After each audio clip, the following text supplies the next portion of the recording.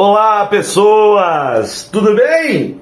Vamos falar hoje sobre o integralismo brasileiro, mais precisamente sobre a AIB, Ação Integralista Brasileira. Você sabe qual foi esse movimento político da década de 30? Baseado nos totalitarismos que estavam emergindo na Europa, né? O totalitarismo lá do Carequinha, na Itália, e o totalitarismo do Bigodinho, na Alemanha. E aí o Brasil também, né, começa a caminhar nesse sentido, né? Tanto com o que vai vir a ser o Estado Novo de Vargas em 37, quanto, né, a Ação Integralista Brasileira, que também caminha nesse sentido. Mas vamos falar um pouquinho sobre a relação, né, do governo Vargas com a Ação Integralista Brasileira, o integralismo, né, a AIB. Bom, vamos lembrar como que Vargas chega ao poder. Vargas chega ao poder após a Revolução de 1930, que também foi um golpe de 1930, porque ele derrubou o Washington Luiz, que era o presidente eleito, mas o Washington Luiz também não tinha facilitado, que ele deu uma mexidinha aí nas eleições de 1929 e rompeu com Minas Gerais, né? Ele acabou indicando o Júlio Prestes, mas o Júlio Prestes era paulista, o Washington Luiz era paulista, e a gente ainda estava naquela época do café com leite, então tinha que ter indicado um mineiro. Minas não gostou, brigou com o Washington Luiz, mas, né, o Washington Luiz acabou conseguindo vencer as eleições. Porém, do outro lado estava a Aliança Liberal, formada, né, por Getúlio Vargas e João Pessoa. Vargas ficou indignado. Não, roubou, eu quero recontagem de votos. Não, anula. E acabou não anulando as eleições, né? E aí o que acontece, né? João Pessoa fala, não, deixa quieto isso. Ele volta lá para Paraíba, onde ele é assassinado. E aí começa a movimentação para a Revolução de 30, o golpe de 30. Inclusive, você sabe por que na bandeira da Paraíba tem a palavra nego? Por causa exatamente da morte de João Pessoa, e, né, houve um movimento muito forte na Paraíba de negação a Júlio Prestes, de negação ao Washington Luiz. Por isso que na bandeira da Paraíba tem a palavra nego Washington Luiz, nego Júlio Prestes. E assim Getúlio chega no poder em 1930, dando início aí, então, ao seu governo provisório, que vai de 30 até 34. 34 a gente tem aí a Constituição de 1934. Então começa o chamado governo constitucional de Getúlio Vargas. E aí, junto com esse movimento de Vargas, também começa a ter um movimento de forças políticas emergentes no Brasil. De um lado, a ANL, a Aliança Nacional Libertadora, que misturava anarquistas, comunistas, socialistas, né? Também tinha um movimento operário engajado nesse espectro. E do outro lado também, né? Porque a gente está acompanhando um movimento que está acontecendo na Europa, né? De um lado você tem a União Soviética se consolidando, do outro lado você tem os regimes totalitários europeus, né? Se consolidando também, né? Como na Itália, como na Alemanha, Portugal, Espanha e assim por diante. E o Brasil estava acompanhando esse movimento. Então a ANL, né? Ela vai se contrapor à AIB, a Ação Integralista Brasileira, né? Que teve como uma das suas principais lideranças Plínio Salgado. A AIB é um movimento de extrema direita, tá? Que teve início com o Manifesto Integralista de 7 de outubro de 1932 e tinha aí como características, né, o ultranacionalismo, o corporativismo, o conservadorismo, o tradicionalismo católico, né, cristão católico. Eles tinham um cumprimento também, eles tinham essa questão do nacionalismo, né? Trazer também meio também pegando carona no movimento modernista de criar um movimento tipicamente brasileiro, né? Então eles começam a trazer elementos, né, da cultura tupi para dentro do movimento. Tanto é que o cumprimento que eles faziam era um cumprimento, uma palavra em tupi, que era o Anauê. né, que significa você é meu irmão. E ele se cumprimentava assim com aquele gesto, né, que o Bigodinho gostava que fizesse lá na Alemanha. O gesto é o mesmo gesto, não vou fazer aqui pra, né, não bugar o negócio aqui, tá? Mas aquele gesto que fazia lá pro Bigodinho era o gesto que eles faziam entre si, tá? Eles se vestiam de verde, né? Então eles eram conhecidos como camisas verdes, e o pessoal que não gostava muito desse movimento de extrema direita, né, eles chamavam eles de galinhas verdes numa forma pejorativa. E a principal base da IB era, né, o totalitarismo italiano do Carequinha, certo?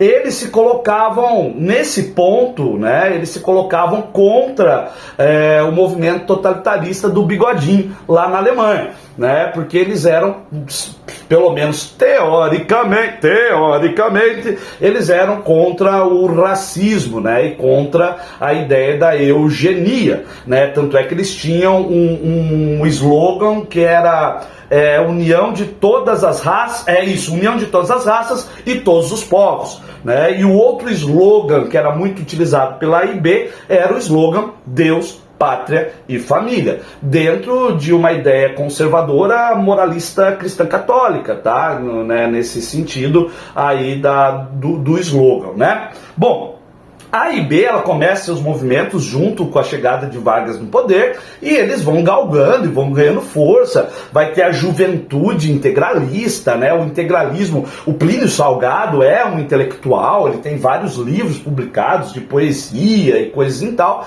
e eles vão se integrando dentro da cultura, vão ampliando, vão ganhando força, de um lado, né, da extrema direita, e do outro lado a ANL, né, com Luiz Carlos Prestes, entre outros, também vão ampliando o seu espaço dentro do discurso político. E a ANL e a AIB se tornam inimigos, né? Tipo Batman e Coringa, antagônicos, né? Então você tem He-Man e Esqueleto, né? Então você tem ali um embate de forças, né? E esse embate de forças, ele acontece fisicamente uma primeira vez, né? 2 anos depois de lançado o manifesto integralista, né, em 7 de outubro de 32, os integralistas marcaram um evento, um discurso, um comício na Praça da Sé, em São Paulo, que era em comemoração aos 2 anos,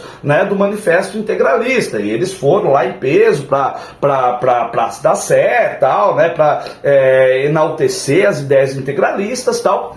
E a ANL e outros grupos de esquerda daquele momento, anarquistas, socialistas, comunistas, como eu digo, trotskistas, todos eles vão se arrumar para ir dar um pão neles, né? E aí começa a chamada Batalha da Sé, né? Que ficou conhecida como Revoada das Galinhas Verdes, né? Onde teve, né, rapazinho de camisa verde voando para tudo que é lado. Mas enfim, nesse primeiro tomaram esse pau no primeiro momento, e a coisa continua, né? E Vargas começa a ficar preocupado com a consolidação desses grupos, e aí, né, com a ação, principalmente com a ação da ANL. Em 35 vai acontecer a Intentona Comunista, né, organizada pela ANL, que é um levante comunista que começa dentro dos quartéis a partir do movimento tenentista, né? E a partir daí Vargas fala: não, a gente tem que dar um jeito nessa galera aí, senão eles vão tomar o poder de mim.